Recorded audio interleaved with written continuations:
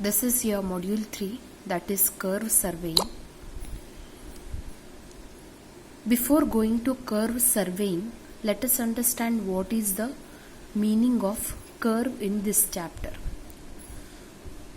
So now consider the two pathways which are in two opposite direction, and these two pathways is meeting at a point of intersection.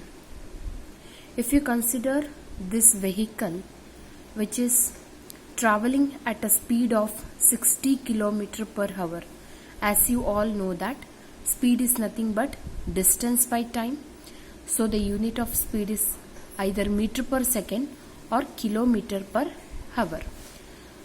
So if you consider this vehicle traveling in pathway in the forward direction, for example at a 60 km per hour, when it reaches to this point of intersection, this vehicle need to drop down so much amount of the speed in order to pass through the another pathway.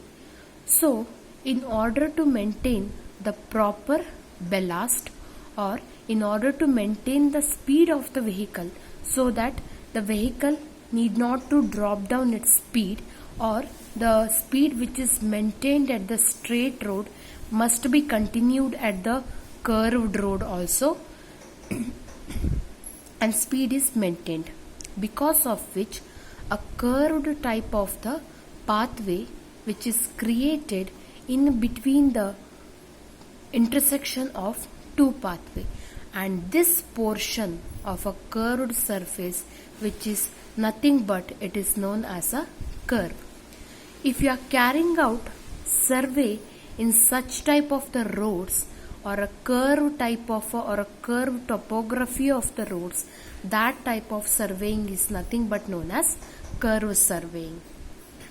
So this curve surveying are generally used on highways, railways, whenever it is necessary to change the direction of motion, which means wherever the situation comes in the roads. For example, when you pass through these roads, here there may be an creation of some obstruction. There may be presence of hill, river, etc. So in order to remove this obstruction,